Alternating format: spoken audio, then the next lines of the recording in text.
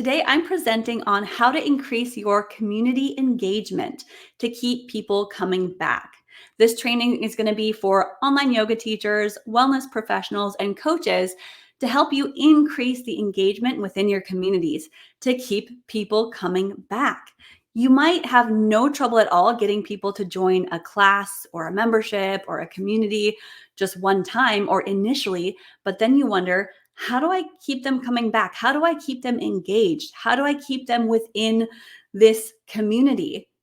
That's what we're talking about today. So we're going to cover the definition of community and the difference between an audience and community, the 4 core motivations that help keep people coming back, the motivation matrix, which is a visual to help you understand this, and examples of how to engage all 4 of these motivational types within your communities.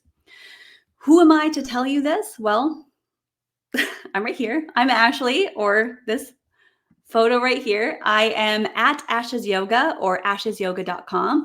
I'm an online yoga teacher, online yoga business coach, and I help people with the online strategies and online techie solutions to get you into the world of online teaching. So that's a little bit about me. I have built a few communities on the internet, one of them being this Facebook group called Yoga Sequencing and Teaching Tips. It's a group of over 86,000 people, most of them yoga teachers, and you might even be inside of that group. This is a free community-based Facebook group that anyone can join. And not only does it have over 86,000 members, but it actually has over 65,000 active engaged members.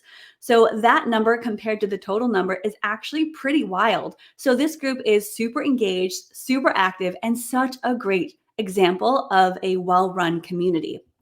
I also have a lot of communities for some paid courses and paid memberships that I have. So I have a membership for yoga business coaching, and I have some other courses on website building and even on YouTube that include community aspect with them to provide more support. I also run a 6 a.m. Pacific time Zoom yoga class, which has also built its own great little community where I have 10 to 20 regulars coming back each day to participate in this 30-minute class. So we've also built quite a wonderful community over the past 4 years of this class itself. Now, let's talk about the difference between an audience versus a community. Because honestly, at first, I didn't know there was a difference either, but there is. So, an audience, when you're building an audience, it refers to a group of individuals who consume content created by a central entity, like a teacher or influencer. And then a community, on the other hand, is a group of individuals who come together based on shared interests, values, and goals, where there isn't a main teacher or main person. So you can think of it this way. An audience is like you up on stage. You're on a stage, you're doing a presentation. Your audience is out watching you and really just interacting with you as the main person. Where a community is like you hosting a party. You might provide the space, the house, the drinks, the food, the beverages, whatever it is. You're going to provide things for this community to make them feel welcome, to make them feel like they belong. But really, there's a lot more conversations and interaction and engagement happening apart from you. So you're just in your party and you're walking around, making sure everyone's doing okay and everyone has what they need to feel excited, invited, and welcome. But you're not up at the front. You're not the main reason why people are there. You're just providing the space. So with that, an audience is somewhere that you grow on places like Instagram. So you have your main profile. People really just interact with you. On YouTube, you're growing an audience. On a Facebook page, you're growing an audience. On a blog or a podcast, you're really growing an audience. If you want to turn that audience into a community, you'd have to do that in a place like a Facebook group or host a Zoom meeting, or might even host a local meetup like at your local yoga studio. Or there are some other apps out there that are community-based apps. One that comes to mind is Circle. I think there's a few others out there as well that's more community-driven where people can engage with each other and less just with you. Okay, so that's audience versus community in the online space. People are going to join your offer or what you have initially for the content, for the thing that you're selling, for the yoga class, but they're going to stay longer for the community. So it's the community that helps people stay for the long term and keeps them coming back. So why should you build a community? This next slide's a little overwhelming. There's a lot of info. You can pause and take a screenshot of it, but here's a few reasons and benefits of building a community: sense of connection, long-term commitment, sharing resources, student feedback, all that great stuff. But all that to say, the main thing for me and what I want to share with you is that building a community can help you grow and sustain your online yoga business, especially for the long term. So it's not just quick wins. We're going for the long term, the long game. Okay. So a community can help you in the long run to sustain your yoga business and get people coming back. When you're building a community, here are some other benefits. You actually don't have to be the expert. If you're growing a community, you're there to facilitate, motivate, encourage, recommend, and connect people and resources together. So although your community might be started from something that you created, you don't have to be the absolute go-to person in the community. You're building it and you're hosting. And so if you are someone who's a little more introverted, a little bit more shy, or you're dealing with any kind of imposter syndrome, growing a community might be perfect for you because you don't have to know it all. You can just be that connector and motivator. So if you do build a community, and when you do, what keeps people coming back? That's a great question. Let's cover it. So what motivates you, if you think about what motivates you, may not be what motivates everyone else.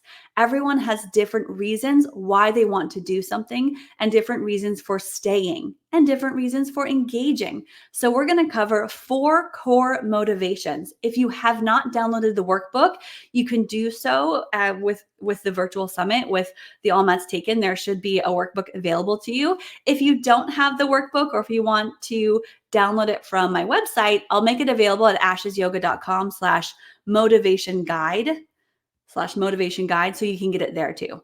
Just as a heads up, some of you are watching this maybe later after the fact. Okay, here are the 4 core motivators that keep people engaged. You ready to write this down? Okay. Number 1, competition.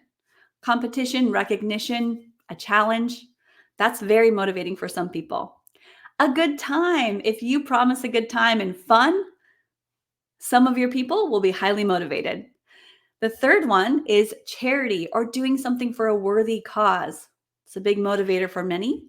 And then analytics, numbers, and data can be very motivating for some people. And that together makes the motivation matrix. And what's cool about this is that you'll see that some of them overlap. So some of them overlap, meaning some people have a primary motivator of competition, but they're also motivated by having fun or by the numbers and data. But you'll also see that some of these don't overlap. So there's some opposites. Some people who are highly motivated by charity, by donations, and for a greater cause are very unlikely to also be motivated by competition and recognition. So we have some opposites here, but also some overlap. So each of us is going to have a primary motivator and possibly a secondary or 2, just depending on your lifestyle, your personality, your temperament. So everyone's going to be a little bit different. So if you can incorporate all 4 of these into your community, it's really a win-win for everybody. So let's talk about each of these. With competition, these types of students are motivated by recognition and achievement. They're always up for a challenge. You can incorporate things like challenge programs, leaderboards, team competitions, milestone badges, certificates are even helpful, recognition, and shout outs. So how can you incorporate this in your communities?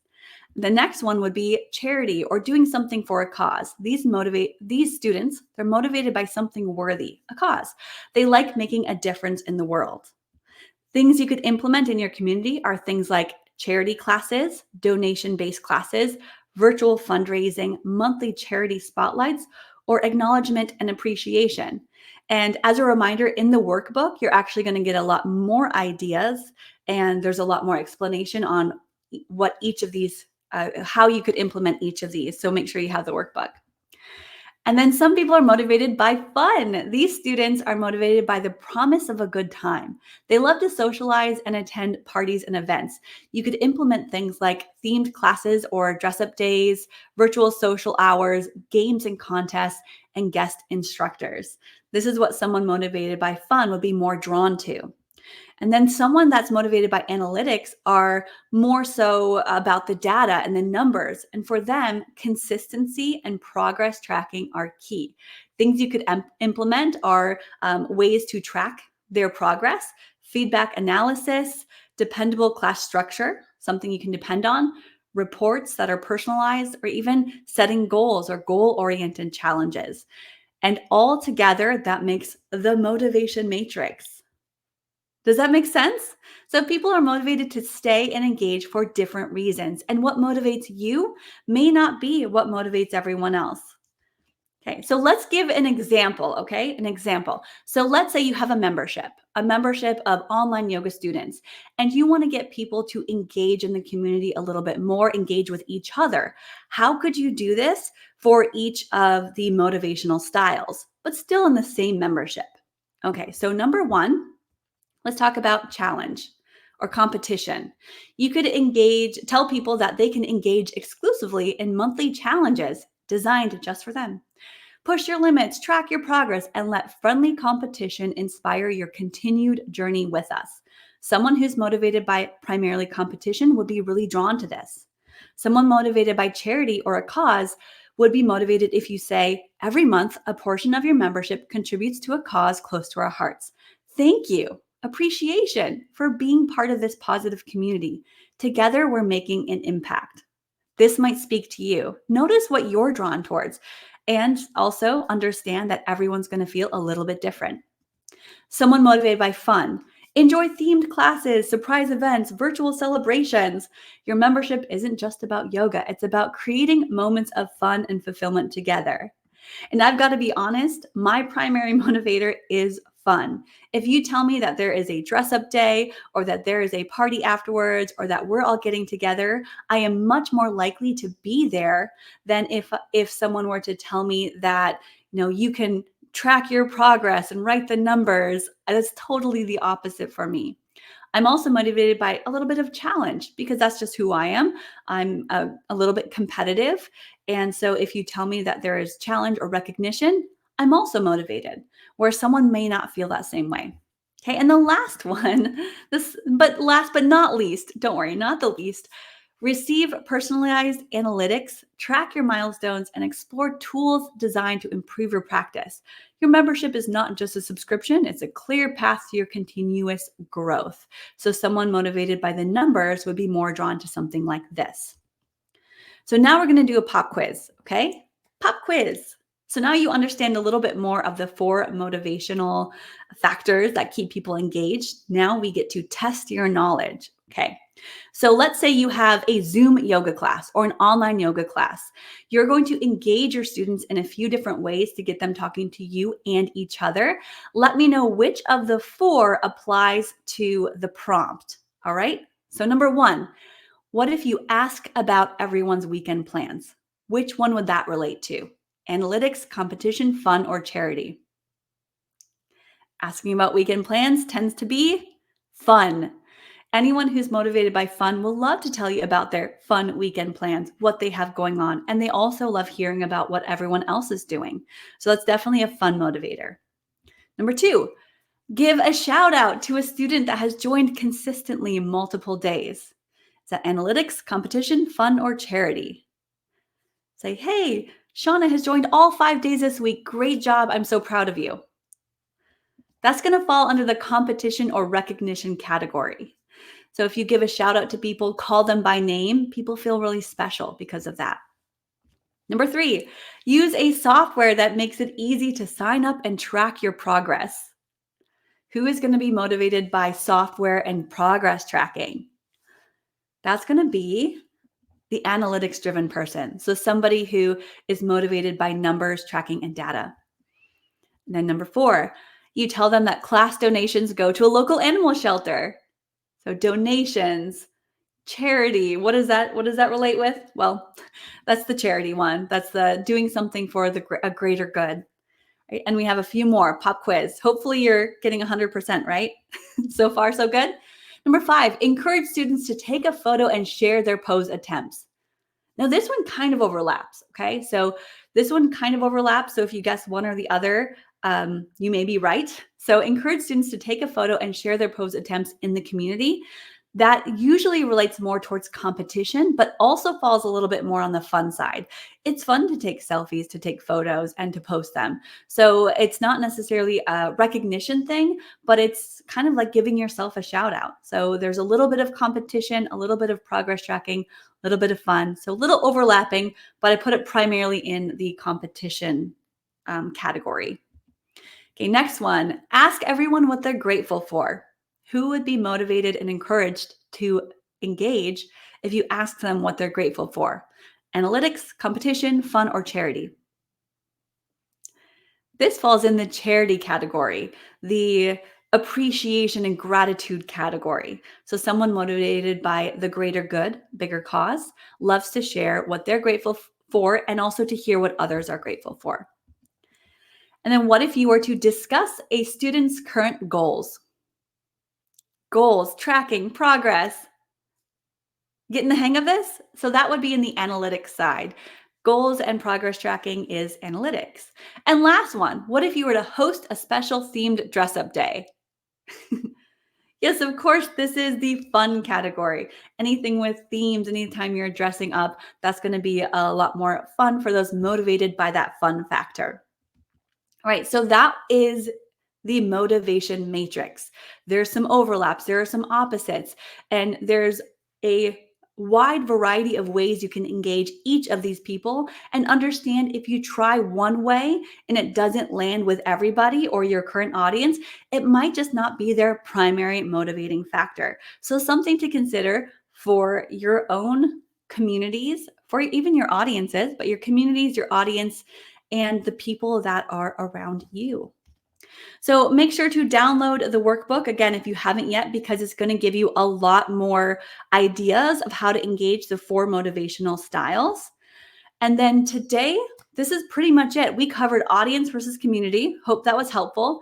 The 4 core motivations. I gave you the motivation matrix and then examples on how to message and engage all 4 motivation types, as well as a pop quiz to keep it fun. Now you might be thinking, well, after you create an engaging community, what's next? Or how does this actually help me? Well, if you are a part of the All Mats Taken Virtual Summit and you opt into the All Access Pass, you will get access to my email list building basics course. Now, if you don't have the All Access Pass or you're seeing this later on, you can go to ashesyoga.com/email course, because you can use your community or multiple communities to grow your email list, to go deeper with your students, to offer more support and accountability, and to grow your business. So essentially, you're using these communities to help you grow your business, but also just go deeper and make a bigger impact in the world. If you want to learn more about how to work with me or connect with me, you can do that at ashesyoga.com. I've got a wide variety of courses. Some of my more popular ones are on website building and YouTube for yoga teachers. You can also connect with me on Instagram at Ashes Yoga. That's it for me today. Thank you so much for watching, of course. If you want to connect with me and tell me your biggest takeaway, I would love to hear that. And make sure that if you are watching in the All Mats Taken Virtual Summit, that you hit up some of the other presentations, because there is a great variety of topics and teachers to present to you. So again, thank you so much. And I will be seeing you in some of my communities and on the internet in the future. All right. Bye, everyone.